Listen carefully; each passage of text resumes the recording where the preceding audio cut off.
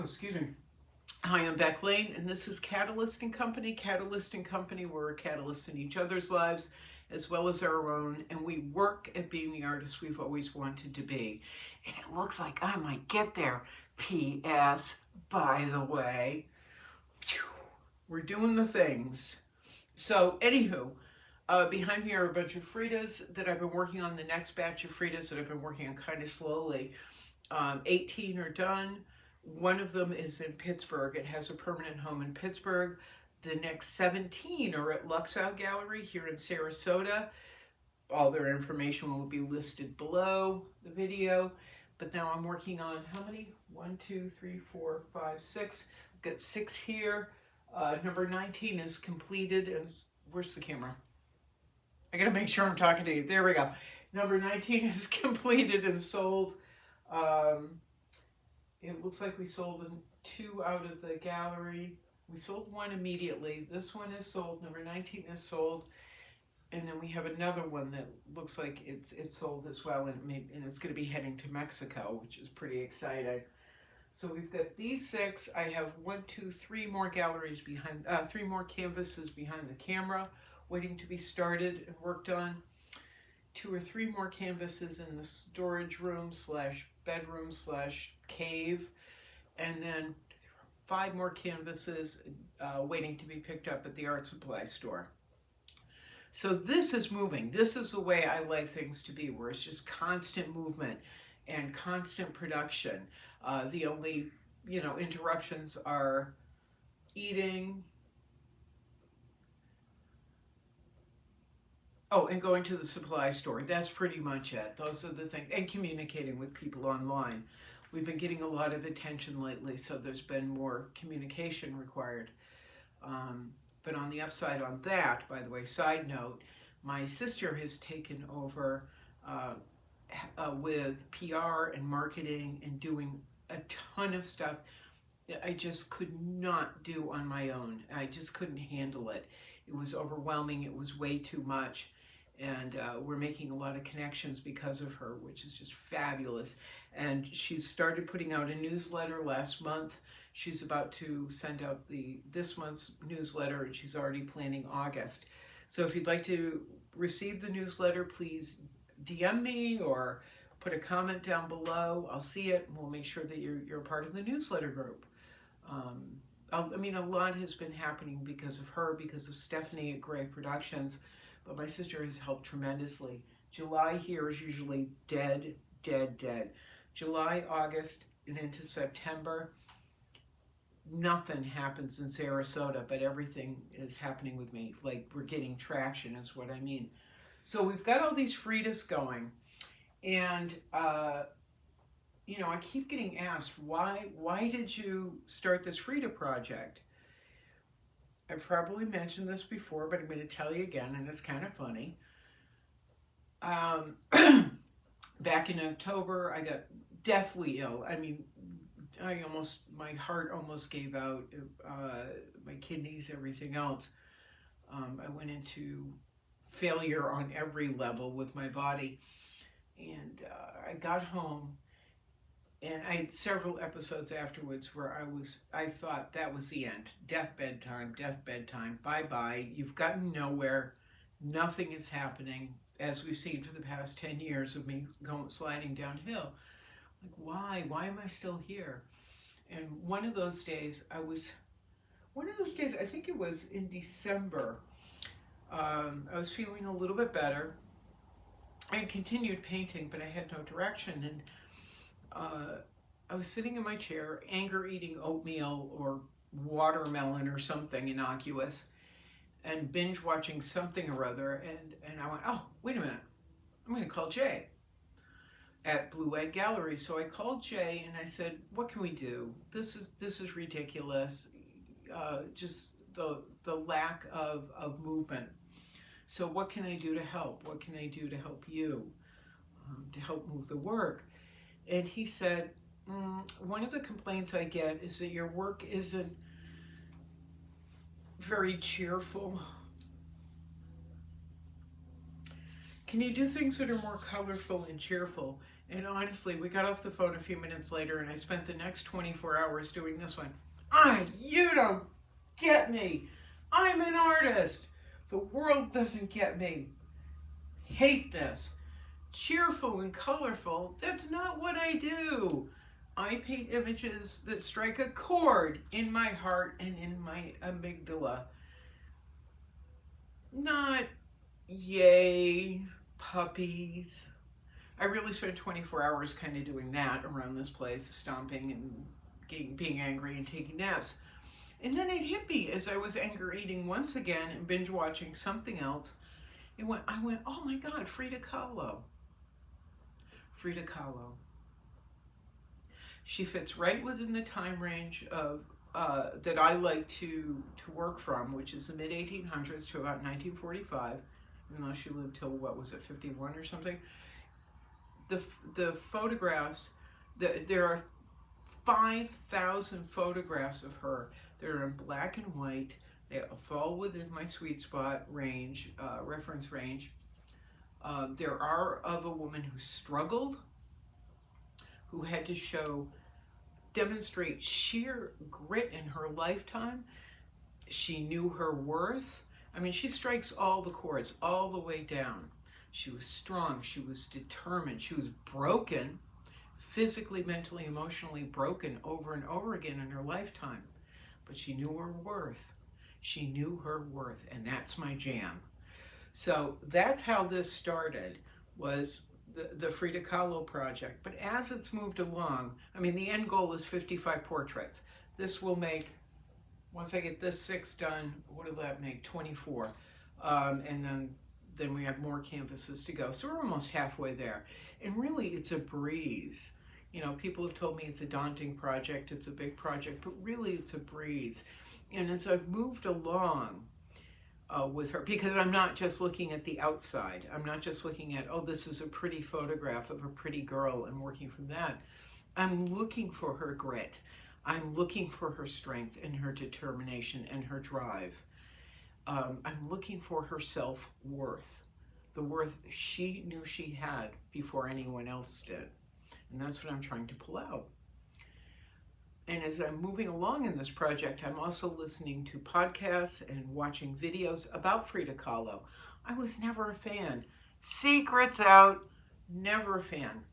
I thought her work, her symbology was kind of rudimentary, and it was predictable. Her brush strokes, average. Her painting techniques, average. But as I've learned more and more about her, I've started to respect and admire her more for, again, the person she was. I'm watching lectures about the symbology and where she pulled this image from and that image from, and it's kind of a tropey. I know it's sacrilegious to say this, but it's also kind of tropey. I mean, there are paintings where it's, you know, she is holding a thing, or it's a painting of a thing, one of the art objects that she collected, one of the Mexican icon sculptures that she's collected. And maybe it's a few days old, maybe it's thousands of years old. I still don't care. It's a pet peeve of mine when people say, I will paint this object, end of story. And unfortunately, she did that. But she was also, we have to take into consideration, this woman was literally broken head to toe in that very famous accident when she was 18 years old. So all she had were the things around her for a very long time. And so I have a feeling she held on to them tightly. Yes, she went to Detroit with her husband. Yes, she went here with her husband. Yes, she went there with her husband. But when she went to those places, she was treated with disregard. And she really hated the United States so much that when she got home, and other places that they had to go to so he could work, he could paint these massive murals, when she got home, she was hanging on to her world very tightly, the world that she knew and she felt safe in. She was also stuck in bed a lot. What did she have, 19 surgeries? I can't remember. I think it was something like 19 surgeries. Don't quote me on that. Over her lifetime. It may have been more. I don't remember. So here's a woman whose own existence was torturing her. Her own life was torturing her. Her moving through the world was nothing but painful and torture.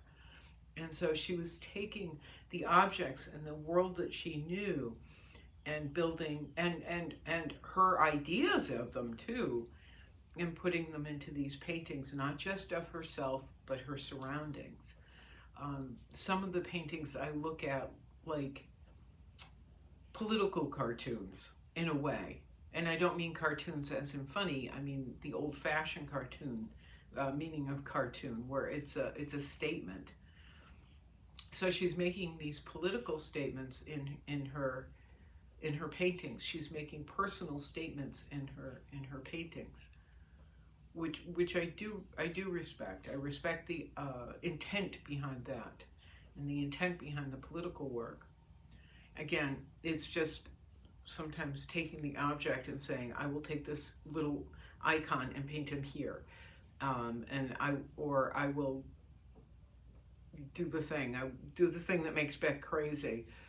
You know, her techniques, her painting techniques really never evolved very much, maybe marginally. But again, we have to take into consideration the physical exertion it took for her, the physical energy exertion it took for her to work. So through these videos, which I'll post down below what I've been watching because they're really interesting. There's so many things to take into consideration when we're viewing her work. But for me, it's the life outside the work that I am finding incredibly interesting and compelling. I watched a video made by the Boston Museum of Fine Arts by an expert on Mexican culture and Frida Kahlo, and he was discussing Mexican history coming down through the ages and all the things that went into the makeup of Frida Kahlo. And I'll share that link down below. And that's been an eye-opener. There's been so many things that have been an eye-opener. And this particular fellow in this one video also talked about the iconography and the symbology. He talked about the placement of some of the objects in her paintings. And then I started to see a rhythm that I understood and could connect to. So in many, many, many, many ways, I'm seeing more and more of the value that Frida knew that she held, and I had dismissed until now. And I'm so grateful that Jay prompted me to do more charming and colorful work and unknowingly pushed me in this direction, because I have been able to find a symbol of a symbol for all of us of struggle and determination and an unwavering belief in their value. Oh, and one more thing. So what we're doing now, I'm not just doing paintings of her, I'm not just painting her spirit or whatever you want to call it, but I'm also doing that thing that I like to do, the other thing, where I make puzzles, sort of puzzles, where one portrait ties into another portrait ties into another, or we'll have one portrait opposing, one photo opposing another, in style and also in content. I'm about to start two paintings. I just got off the phone with a woman who has 2 canvases for me, or a bunch. I have 2 portraits I picked out that I cannot wait to work on, because they're seemingly not something that someone would want to buy, a collector would want to buy, but the dichotomy of these 2 images blows my mind. There's a photo of Frida Kahlo when she was very sick before the bus accident. She had developed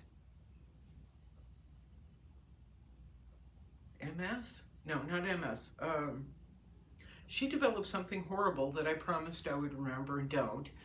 And so she was stuck in bed as a child, and they have her in traction. So she has these bandages up around her head, pulling her head up. And in one of the last photographs of Frida alive, if not the last photo of Frida alive, she is protesting. She is out with Diego Rivera and in a political protest. And one photo has her with her fist in the air. But there she is. She's weathered. She's withered. She is just a short time away from no longer existing on Earth. She's very, very sick. But she's out there protesting. She's fighting. She's still fighting. But in mirroring her as a child with these bandages on her head, pulling her head or giving her traction, she has her head wrapped in white and in scarves. And so they kind of mimic each other and bookend the beginning of her life to the end of her life. And I just think it's such a beautiful idea that I can't wait to start those. Another thing, continuing on, and then I'll shut up. But continuing on with the Frida project, yes, I'm only going to do 55 portraits of her for this particular portfolio. But I've been also thinking about afterlife Frida and reflecting more of her iconography, symbols, and ideas in a following portfolio. So I'm kind of excited about that because I've already got things planned. Yay! Anyway, I'm becklane. This is Catalyst & Company. If you'd like to help support Catalyst & Company, all the links are down below, including links to TeePublic, where we have some images of Frida up, and you can buy her on t-shirts and things. We will be adding more as we move along. And as soon as I get them up there. Patreon. Patreon, by the way, supplies monthly support for as little as $5 a month, and you will be happy to know that my sister is taking over my Patreon account, so I'm actually communicating with people instead of just like, hi, talk to you soon, ciao, give me money. We're actually going to be sharing insider information and doing more special things with Patreon. Thank God my sister's taken over. We also have a newsletter that my sister has developed, so if you're interested in that, again, just let us know down below in the comment section or DM me through one of the many social media platforms, or the few. So we've got TeePublic, Patreon, Cash App, PayPal. If you'd like to buy me a cup of coffee, that would be awesome. A tube of paint, because we're getting there, but we're not there yet. And then there was something else. Oh, and also the work that I'm doing right now for the Frida project is available through the Luxau Gallery. So you can contact me. I can set you up with those people, or but we've also got down below my other galleries, J. Louise at Blue Egg Gallery and Chasen Galleries here in Sarasota. And of course, our little friend Raphael Coelho up in Newark, New Jersey. All right, that's it. Okay, I'm trying to remember. There were people. Oh, Brenda, I hope you're doing well, sweet pea, and I hope to see you soon. Carrie Keiss, I miss you. I miss you, my friend. And Carrie Freeman, my good supportive friend in Australia. I'm always glad to hear from you guys, and I appreciate everything you've done for me. Eric, you are awesome. You are so fabulous, and I'm trying to figure out what I can do for you at some point soon, as well as Catherine and a whole bunch of other people. It's romper room now. Anyway, I gotta shower and get to painting. I gotta get to work. But that's the haps. That's what's going on. We about to be famous. Pew! At least in my mind. Somewhere in my mind, I'm about to be a superstar. But we'll let you know how that goes soon, or keep you updated, or something or other. I have to go shower, and I'm really hungry. Ciao, ciao, meow, meow, meow, boink.